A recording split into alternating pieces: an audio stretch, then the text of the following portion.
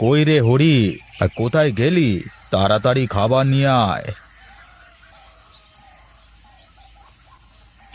এই যে বাবু, হ্যাঁ আপনার গরম গরম পরোটা আর ডিম ভাজি। তেরি না না, এই রোজ রোজ আর এই পরোটা আর ডিম খেতে ভালো লাগছে না। অন্য কিছু রান্না করতে বলতে পারিস নে? হ্যাঁ বাবু, আপনার কি খেতে ইচ্ছে হয় আর কি খাবেন, হ্যাঁ সেটা না বললে কিভাবে আপনাকে খাবার রান্না করে দেবে?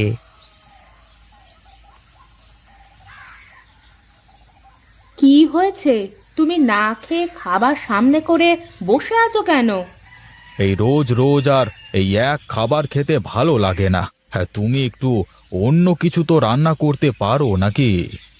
এটাই তো রোজকার রুটিন।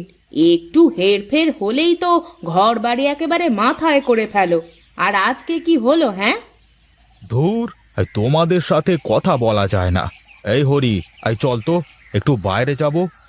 খাবার ফেলে কোথায় যাচ্ছ? না খেয়ে এক পাও নড়ে দেখো তুমি। আমার খেতে ভালো লাগছে না, আমি খাবো না। তুমি বসে বসে খাও। এই হরি, তুই চল। বাবু, হ্যাঁ গিন্নিমা কিন্তু আমাকে কিছু বললে না, সব দোষ কিন্তু আপনার। তোকে মাইনে কে দেয় শুনি? আমি না তোর গিন্নিমা? আগে বাবু, আপনি দেন। তাহলে আমি যেটা বলি সেটা শোন। চল বাইরে যাব।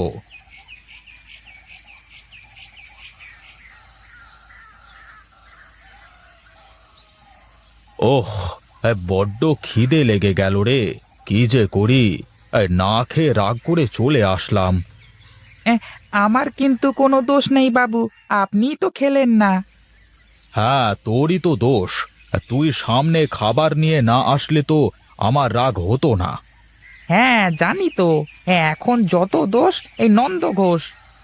এই আশেপাশে কোনো খাবার হোটেল মোটেল নেই রে হরি? দেখ দেখ।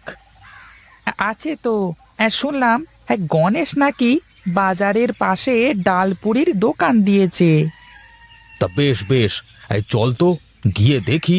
এই গরম গরম ডালপুরি পেলে তো ভালোই হবে রে। চল চল চল। চলেন বাবু, আগে গিয়ে দেখি।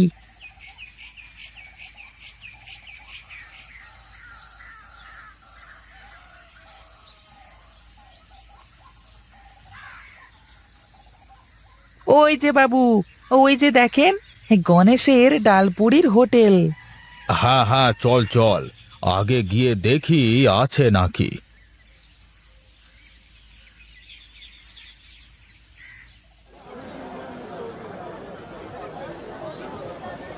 আরে আরে কর্তাবাবু, আপনি? আসেন আসেন।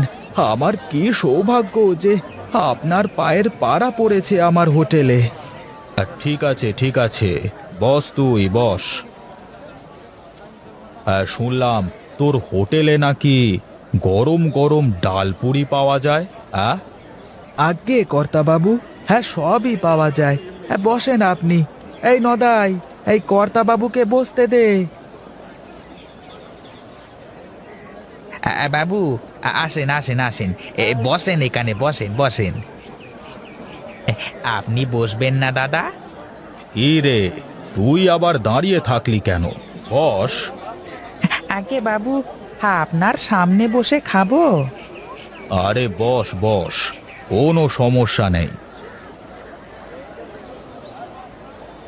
এই এই তুমি খাবার দাও।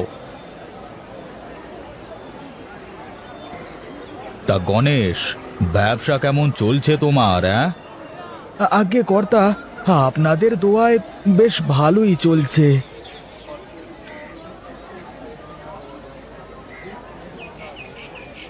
বাহ বাহ বাহ বাহ বাহ, এই তো সেই স্বাদ গো।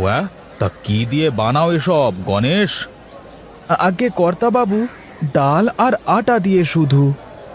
ব্যাস, শুধু এটুকুই? তাহলে তো আমার বাড়িতেও এমন ডালপুরি বানানো যাবে। বাড়িতে বানালে আর কি এখানকার মতো স্বাদ হবে না, জানেন তো। কেন হবে না? তোমরা কি অন্য কিছু দাও নাকি এতে? না না বাবু, এ তো শুধু হাতের আর আগুনের তাক বুঝতে হয়। বেশ তো, আমি দেখব বাড়িতে চেষ্টা করে এরকম হয় নাকি। আর দুটো পুরি আনো তো দেখি।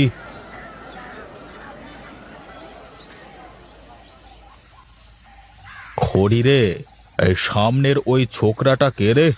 আগে তো কখনো দেখিনি মনে হয়। ও ওটা তো সুকেশ কর্তা বাবু, হ্যাঁ গণেশের ছোট ভাই।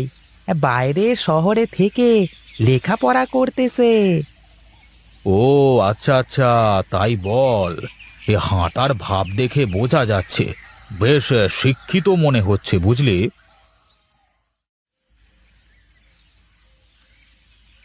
আরে কর্তাবাবু, আপনি এদিকে কোথায় গিয়েছিলেন? বাহ বাহ বাহ বাহ বাহ! তুমি তো খুব সুন্দর করে কথা বলতে পারো, একদম এই বইয়ের ভাষার মতো। হ্যাঁ, জি কর্তাবাবু, আমি তো শহরের ভার্সিটিতে পড়ি। বেশ বেশ, তাহলে একদিন আমাদের বাড়িতে এসো বাবা, চা খেয়ে যেও কেমন? ঠিক আছে কর্তাবাবু, এখন আমি যাই।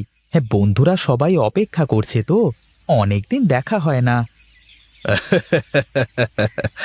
বেশ বেশ, যাও তবে, যাও যাও। হ্যাঁ বাবু, হ্যাঁ কিছুই তো বুঝলাম না। হ্যাঁ গণেশ ডালপুরি বেচে, আর ওর ভাই বিদেশে পড়াশোনা করে, আর আপনি ওকে বাড়িতে দাওয়াত দিলেন। তা গিন্নিমা শুনলে আপনার যে কি করবে? আরে থাম তো, তোর গিন্নিমাকে কি আমি ডরাই নাকি? হ্যাঁ, সে তো সকালেই দেখলাম। শোন হরি, একবার যদি এই ছোকরাকে আমার জামাই বানাতে পারি, তাহলে মনে কর আমার ভাগ্য খুলে গেল, বুঝলি। তা কেমন করে কর্তা বাবু? ওহ, অত কিছু তোর বোঝা লাগবে না। চল, পরে সব বুঝতে পারবি। এখন বাড়ি চল, গিন্নিকে সব বলতে হবে।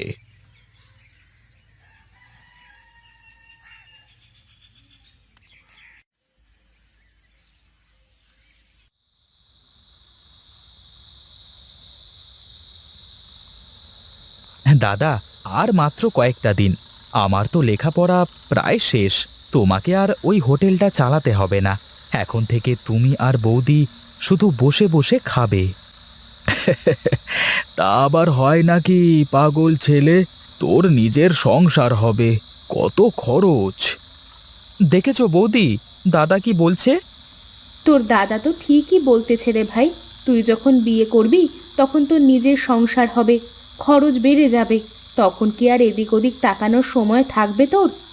কি যে বলো বৌদি, যে দাদা আমাকে এত বড় করলো, নিজে কাজ করে আমাকে এত কষ্ট করে লেখাপড়া শেখালো, আর আজ আমার সুখের দিনে আমি তাকে ভুলে যাব? আমি তা বলিনি, কিন্তু তোর বউ যদি এসব মানতে না পারে? সে আমি দেখে নেব, তোমাদের ও নিয়ে চিন্তা করা লাগবে না। বেশ, সে যখন যা হয় দেখা যাবে। এখন খেয়ে নে।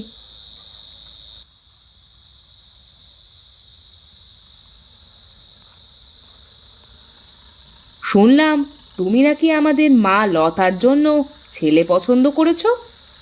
আরে হ্যাঁ, তোমাকে তো বলতেই ভুলে গেছি গো। তা তো ভুলবাই, মেয়ে তো শুধু তোমার একার। তা ছেলেটা কে শুনি, এ গাঁয়েরই নাকি? হ্যাঁ গো গিন্নি, এই গাঁয়েরই ছেলে, এই শহরের বড় ভার্সিটিতে পড়ে। তা ছেলের পরিবারে কে কে আছে? ওই যে এই বাজারে ডালপুরির হোটেল আছে না, ওই গণেশের, ওর ছোট ভাই, বেশ সুন্দর, স্মার্ট, সুশিক্ষিত। আমার লতা মায়ের সাথে বেশ ভালোই মানাবে। ছ্যা ছ্যা ছ্যা, শেষমেশ তুমি একটা হোটেলওয়ালার ভাইয়ের সাথে কিনা আমার মেয়ের বিয়ে দেবে? আরে, তুমি ছেলেটাকে না দেখলে বুঝবে না গিন্নি। আর শোনো, আমি তো আমার লতা মাকে ওই ছেলের সাথেই বিয়ে দেব, তাতে যা হয় হোক। তোমার যা ইচ্ছে করো, তোমার মেয়ে, তুমি যা ভালো বোঝো করো। আমার কিছুই শোনা লাগবে না। আরে,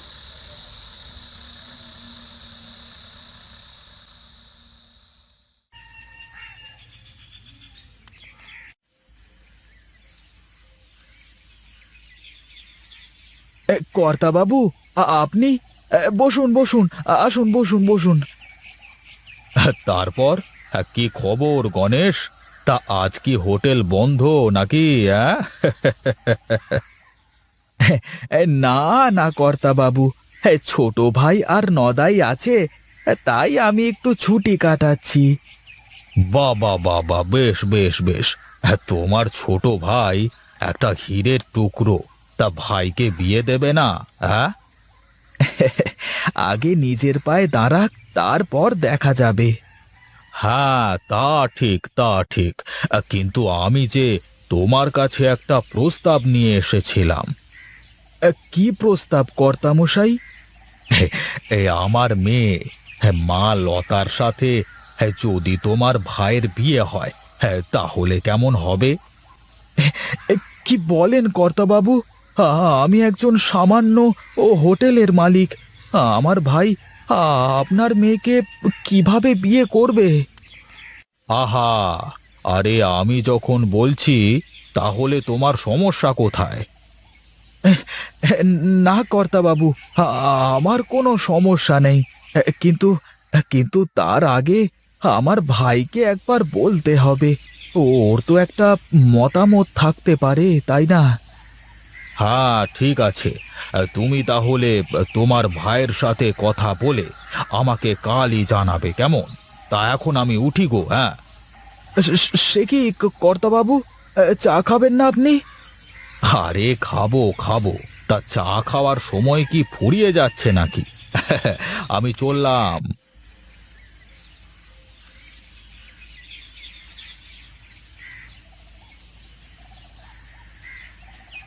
তুমি আবার আজকে আসলে কেন দাদা? তোমাকে না বললাম যে কদিন আমি বাড়িতে আছি তুমি একটু বিশ্রাম নাও? শোন না শোন না ভাই, তোকে একটা না খুব দরকারি কথা বলতে আসলাম। হ্যাঁ, তা বলো দেখি, তোমার কি দরকারি কথা, যার জন্য আজকেও তুমি আবার আসলে এখানে? তার আগে তুই বাইরে বের হয়ে আয় দেখি ভাই। হ্যাঁ, এবার বলো দেখি কি বলবে। শোন না ভাই, মোড়ল মশাই না, তার একমাত্র মেয়ের সাথে তোর বিয়ের সম্বন্ধ নিয়ে এসেছে। আমি তোর মতামতের কথা বলে তাকে পাঠিয়ে দিয়েছি। হ্যাঁ, হঠাৎ করে মোড়ল আমার সাথে তার মেয়ের বিয়ে কেন দিতে চাইবে? হ্যাঁ, আমি আর কি করে বলবো বল ভাই, আমার কাছে এসে বললেন উনি, তাই আমি তোকে বলছি।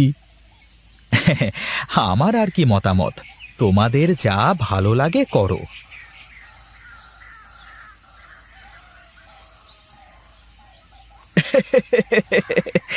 তাহলে শেষমেশ আমরা আত্মীয় হয়ে গেলাম কর্তামশাই। আরে বাবা, আবারও কর্তামশাই বলো? আরে এখন থেকে আর আমাকে কর্তা বলে ডাকবে না, বুঝলে? ঠিকই তো, আত্মীয় যখন হয়েই গেলাম, এখন থেকে তো দুবাড়ির চুলো এক হয়ে গেল। তার বলতে এ বাড়ির মেয়ে এখন আমাদের বাড়ির বউ হচ্ছে। শোনো গণেশ, আমাকে কিন্তু রোজ তোমার হোটেলের গরম ডালের পুরি দিয়ে নাস্তা করাতে হবে। হ্যাঁ, কিন্তু আমি কিন্তু রোজ তোমাকে পয়সা দিয়ে খেতে পারবো না।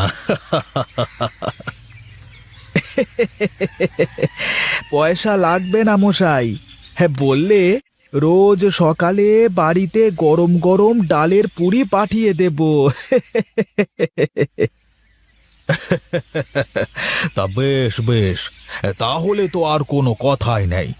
রোজ রোজ এক খাবার খাওয়া লাগবে না, একদিন বাড়িতে খাবো আর একদিন তোমার ওখানে খাবো। আরে কোনো সমস্যা নেই মশাই, এখন তাহলে আমরা উঠি, অনেক কাজ করতে হবে তো।